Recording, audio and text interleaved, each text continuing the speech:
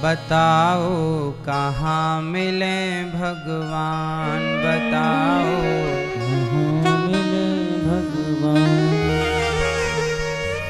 बाहर तू तो ढूंढ चुका अब, बाहर तू तो ढूंढ चुका अब भीतर कर ले ध्यान। बताओ कहाँ मिले भगवान, बताओ मैया बताओ कहाँ मिले भगवान।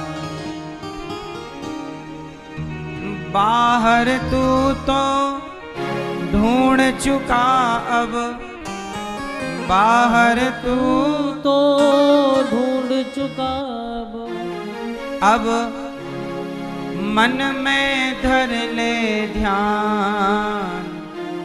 तेरे भीतर है भगवान, तेरे भीतर है भगवान। कहाँ है भगवान, कहाँ है भगवान? जोर से। अच्छा ये बताओ दही में मक्खन है कि नहीं है? तो दही के बाहर है कि भीतर है? हैं? फिर दही में मक्खन है तो दिखे क्यों ना? कैसे दिखेगा? मथना पड़ेगा मथानी से। जैसे दही के भीतर ही मक्खन है, पर भीतर से मक्खन निकालने का एक प्रोसेस है, उसे मथिए तो मक्खन आएगा। ऐसे मक्खन जब भी आएगा बाहर से नहीं, दही के भीतर से। ऐसे भगवान जब भी प्रकट होंगे तो बाहर की खोज से नहीं, भीतर की खोज से प्रकट होंगे। इसलिए अज्ञानी बाहर खोजता है और ज्ञानी भीतर खोजता है। ज्ञानी भीतर की खोज क्या है? अपने हृदय में परमात्मा का अनुभव कीजिए, इमेजन करो, भाव बनाओ हमारे भीतर भगवान ही हैं। ध्यान करो परमात्मा का, ध्यान में चिंतन में डूब जाओ।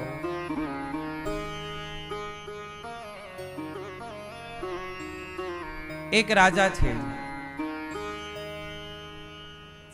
वो रोज भगवान का ध्यान करें, पूजा करें, बाहर की खोज ना करें, भीतर दिन भर भगवान का ध्यान करते रहें, भगवान के चिंतन में डूबे रहें। बाकी टाइम अपने राजकाज करें, पत्नी का, परिवार का ख्याल भी रखें। बाकी उनका टाइम निश्चित था, इतने समय भगवान का ध्यान करना है। और जब वो भगवान का ध्यान करते तब किसी का ध्यान नहीं करते, भगवान के ध्यान में खो जाते। एक दिन भगवान प्रकट हो गए।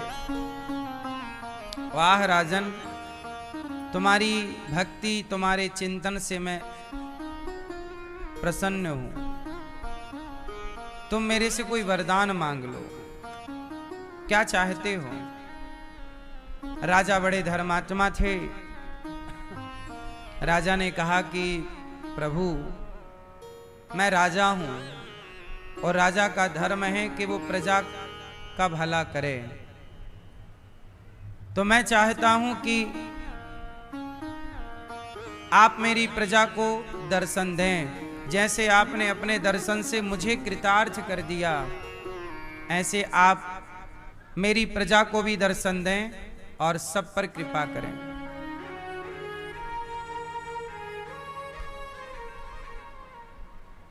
भगवान बोले भक्ति आपने की है, दर्शन हम आपको देंगे, औरों को दर्शन क्यों दें? राजा बोले प्रभु मैं आपका दास हूं, मेरी बात मान लीजिए, सबको दर्शन आप दे दीजिए। सब तो भक्ति कर नहीं सकते, लेकिन आपके दर्शन से सबका कल्याण हो जाएगा, सबको दर्शन दे दीजिए। भगवान बोले कि देखो राजन, मैं तो सबको दर्शन देने को तैयार हूं, लोग हमारा दर्शन करना ही नहीं चाहते। भगवान ने ऐसा कहा। राजा बोले नहीं प्रभु, जब आप दर्शन दोगे तो कौन है ऐसा जो आपका दर्शन नहीं करना चाहता। कहा कि ऐसा ही है, मेरा दर्शन करना ही नहीं चाहते लोग। राजा बोले नहीं, ऐसा हो ही नहीं सकता। तो भगवान बोले ठीक है, कल ले आना सबको, जो जो मेरा दर्शन करना चाहें सबको आप ले आना। जितनों को आप ले आओगे मैं सबको दर्शन दूंगा। अब राजा बड़ा प्रसन्न हुआ। भगवान ने एक टाइम निश्चित कर दिया कि इतने बजे मैं कल इसी जगह पर सबको दर्शन दूंगा। अब राजा सबको गांव में सबको कहा कि भाई कल भगवान इतने बजे हम सबको दर्शन देंगे, आप सब इकट्ठे हो जाना। सब लोग उत्साह से भर गए कि भगवान का दर्शन मिल रहा है। सब प्रसन्न चित्त से भगवान के दर्शन के लिए चल पड़े।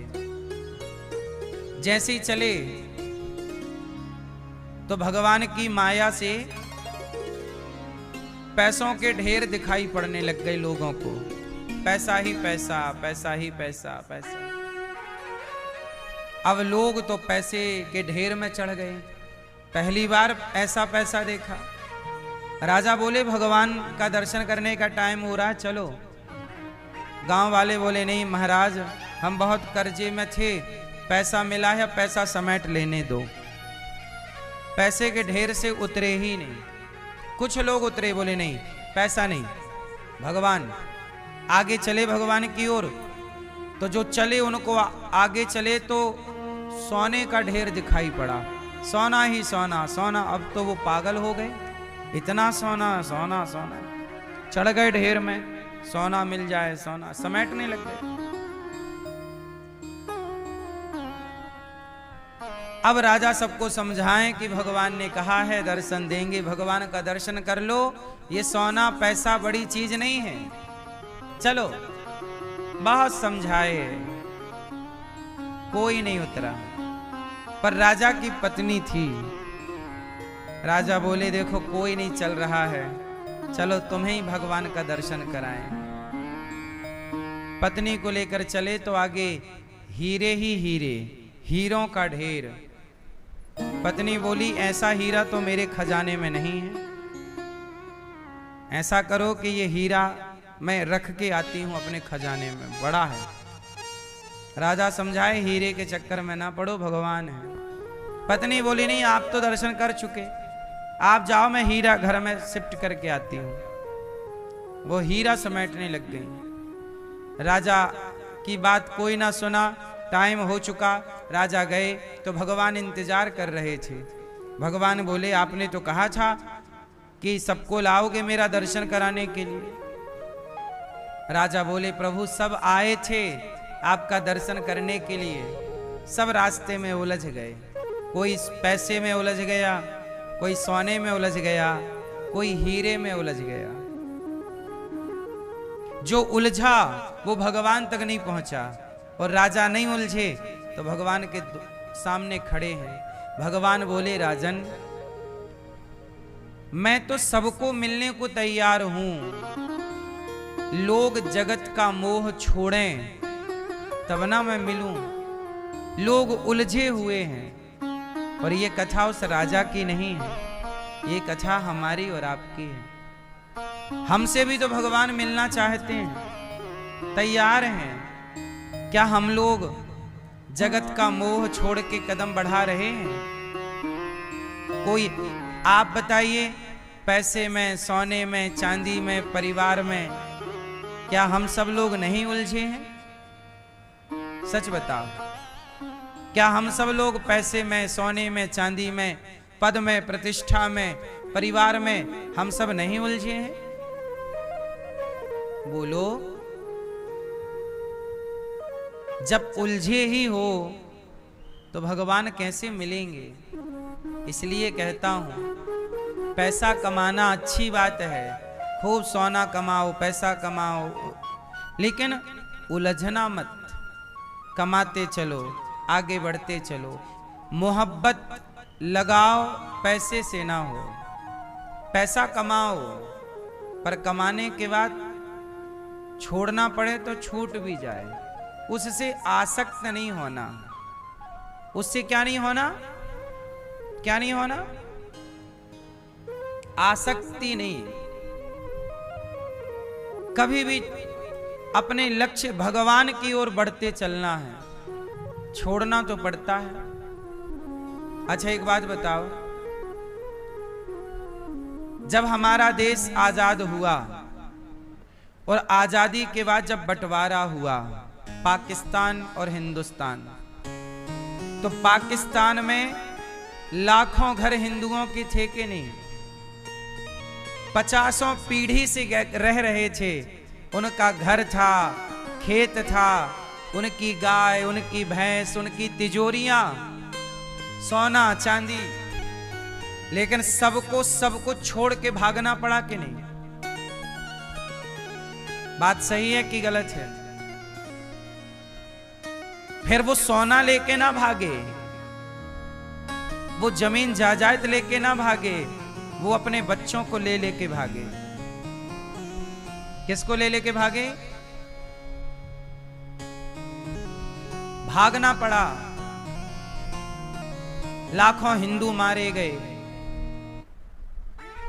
बच्चे मारे गए, बूढ़े मारे गए। जो मारे गए वो तो अलग है, लेकिन भागना सबको पड़ा। जो कहते थे कि ये खेत हमारा है, वो खेत वहीं छोड़ के भागना पड़ा। सच्चाई यही है, आज नहीं तो कल ये संसार भी तो छोड़ के हमको भागना पड़ता है।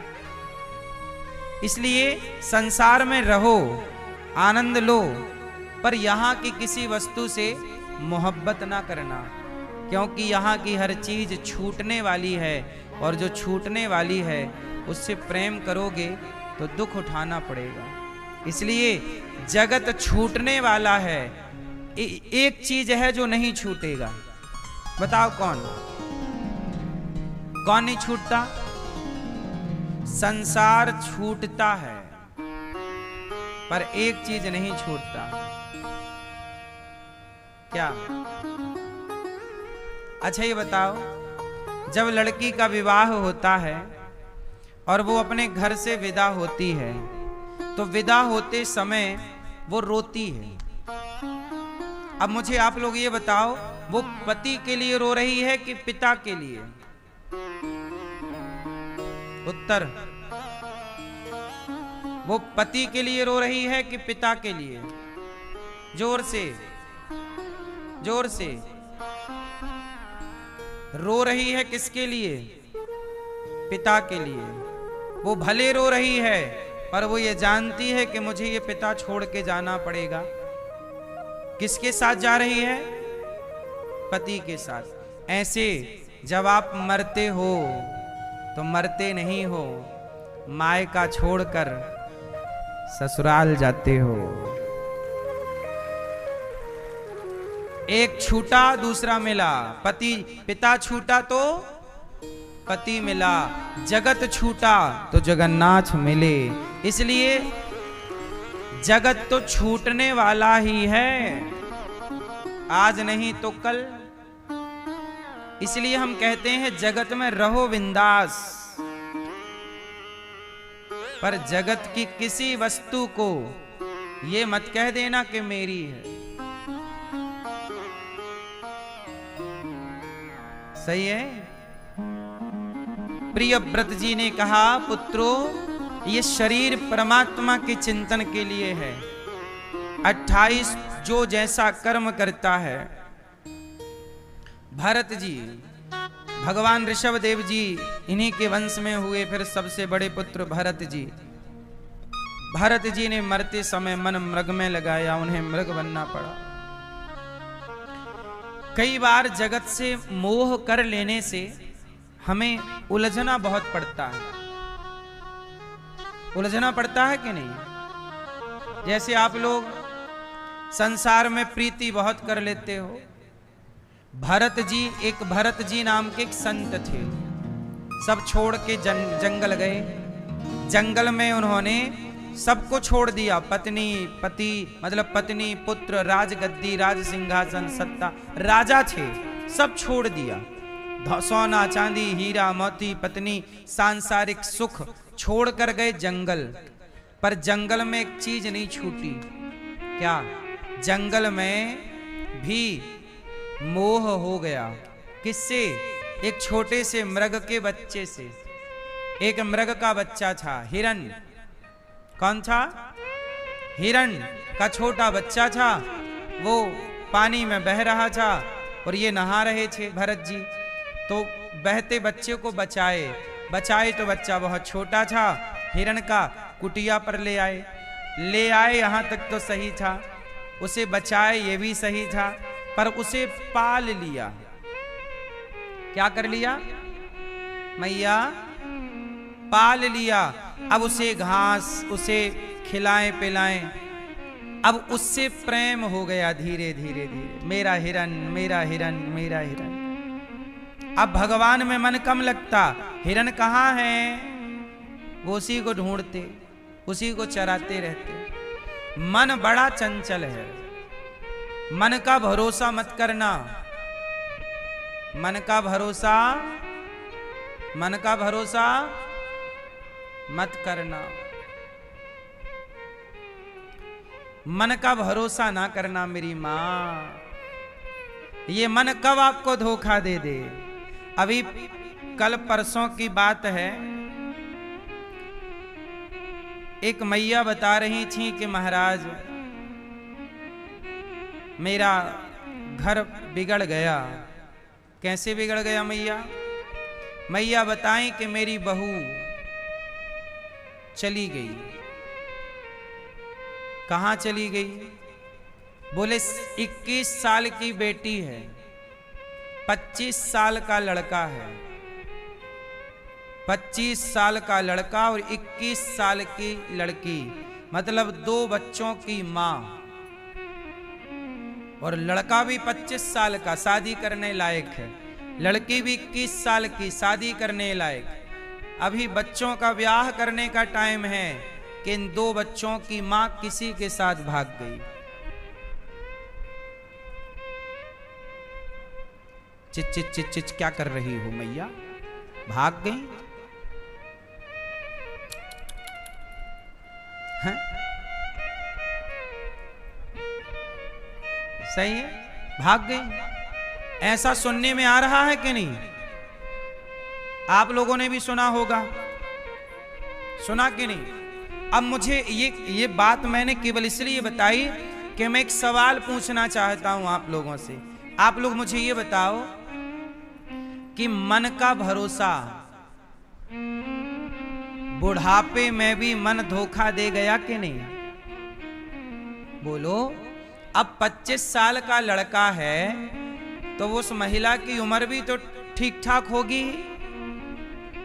बोलो हाँ। लेकिन मन इस आयु में भी धोखा, गलती किसी की नहीं होती, गलती इस निकम्मे मन की है। मन, इसलिए इस मन का कभी भरोसा ना करना। कब आपका मन आपको धोखा दे दे और कहां लग जाए। सौभरी नाम के संत थे। क्या नाम था? यहीं वृंदावन में तपस्या करते थे, यमुना जी के तट पर। सौभरी, क्या नाम था? सौभरी संत थे, बहुत बड़े। कहां पर तपस्या करते थे? जल के अंदर खड़े होकर। यहां तक पानी में खड़े होके सैकड़ों साल तपस्या की पानी के अंदर। एक दिन क्या हुआ? पानी में एक मछली अपने मत्स्य के साथ, मतलब मछली और मछला दोनों रमण कर रहे थे, साथ में प्रेम से घूम रहे थे। मछली तो मछली है। अब उसे मछली को मत्स्य के साथ देखा बाबा जी ने। तपस्या कितने साल पुरानी है? सैकड़ों साल खड़े हैं पानी में, वो तपस्या कर रहे हैं। और जब मछली को देखा तो उनके मन में भी भाव जागा। देखो मन कितना चंचल, मन कितना धोखेबाज। मन ने कहा कि चलो हम भी ब्याह कर लें। बाबा जी निकले पानी से, गए राजा के पास, कहा राजा साहब तुम्हारी बेटी से हमें ब्याह करना है। हम तपस्या कर रहे थे, बड़ी तपस्या की, पर हमारे मन में विवाह का बीज अभी जीवित है, हमारे मन में वासना जाग गई है, पर क्या करें, तुम्हारी बेटी से ब्याह करना है। अब राजा कह देते कि मैं अपनी बेटी का ब्याह, आप बुढ़े हो गए हैं, आपसे नहीं करता, तो राजा को डर था कि साधु जी शाप दे देंगे। तो हमारे राजा ने कहा कि ऐसा करो, हमारी 50 बेटियां, अच्छा राजा की 50 बेटियां थीं। राजा ने कहा कि हमारी बेटियों को आप देख लो और जो बेटी आपको पसंद कर ले, हमारी बेटी यदि आपको पसंद कर लेगी तो आप कर लेना। हाँ, बाबा जी बोले बुला अपनी बेटियों को। अब साधु जी थे, बड़े तपस्वी थे। साधु जी ने सोचा, सौभरी ऋषि ने सोचा कि मैं ऐसी शकल वाला हूं, मेरे से तो कोई ब्याह करेगा नहीं। तो उन्होंने अपनी शकल बदल ली, मतलब वो तपस्वी तो थे ही, जानते थे रूप रंग बदलना, तपस्या के प्रभाव से वो जवान हो गए। बुढ़े थे, लेकिन अब उन्होंने अपने तपस्या के बल पे अपने को क्या बना लिया, जवान। और जवान इतने सुंदर बने कि उनकी 50 बेटियों का मन उनमें आ गया और उनके 50 ब्याह हो गए इकट्ठे।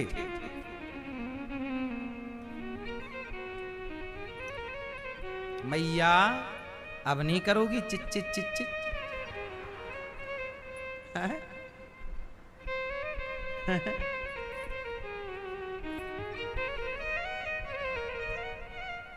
50 विवाह हो गए। इसका मतलब क्या हुआ, बुढ़ापे में भी मन किसका कब कहां चला जाए।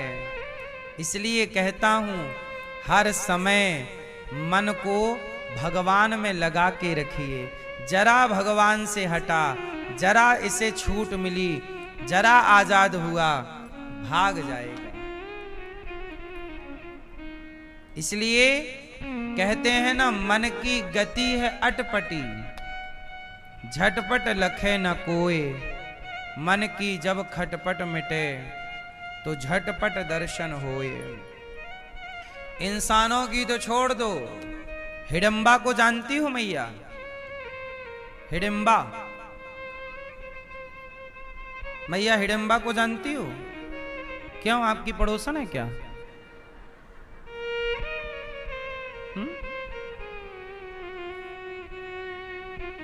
हिडंबा ने देखा भीम को।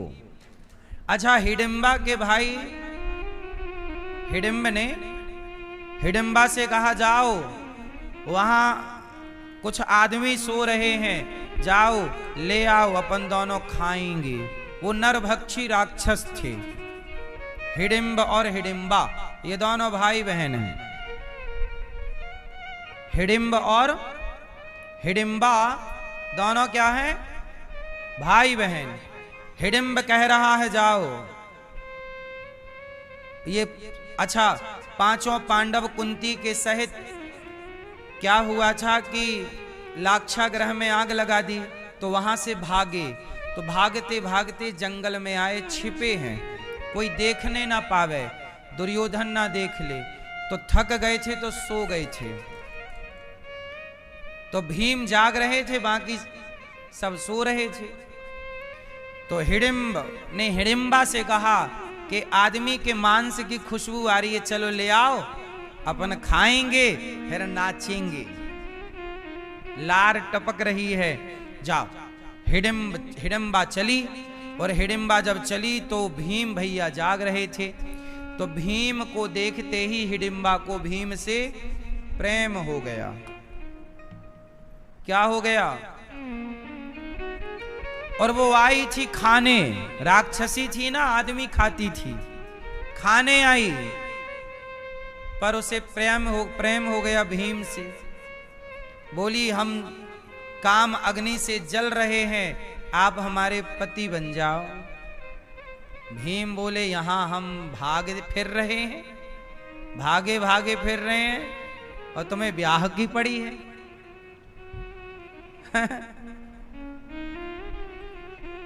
अब हिडिंबा बोली के ब्याह कर लो, मैं प्रेम से प्रार्थना कर रही हूं, मेरा भाई आएगा और वो आपको खा जाएगा।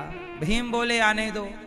हिडिंबाया, हिडिंबाया दो हिडिंबा, अच्छी साड़ी वाड़ी पहन के, रूप माया जानती थी ना ये राक्षस लो, सुंदर बन के खड़ी। हिडिंबा बोला हिडिंबा क्या हुआ, ये साड़ी वाड़ी पहन के तू क्या राक्षस कुल का नाम खराब कर रही है, मनुष्यों से ब्याह करेगी, चल मैं तेरा ब्याह राक्षस से कराऊं। नहीं मैं इसी से करूंगा। तो भीम का हिडिंब से हुआ युद्ध, तो भीम ने हिडिंब को मारा और हिडिंबा बोली अब कर लो ब्याह मेरे से। तो हिडिंबा से विवाह किया, फिर वहीं घटोत्कच उत्पन्न हुआ। वो कथा है। हम आपको ये बात सिर्फ इसलिए बता रहे हैं कि राक्षसी है, खाने आई थी और काम जाग गया, वासना जाग गई, मन ने धोखा दे दिया। चलो फिर उनका तो विवाह हो गया, उनका तो सब लीगल था, गंधर्व विवाह कर लिया भीम ने उनसे, सबके आज्ञा से। लेकिन हम आपको सिर्फ ये बता रहे हैं, ये सारा रावण जैसा ज्ञानी सीता मां को चुरा के ले आया। क्यों ले आया? मन ने धोखा दे दिया कि इतनी सुंदर स्त्री मेरी पत्नी बने, लंका में रहे, किसी और की स्त्री को अपनी स्त्री बनाना चाहता है रावण। ये मन का धोखा ही तो है। ये मन का क्या है बोलो? इसलिए सबसे बड़ा धोखेबाज कोई है तो बताओ कौन है? जोर से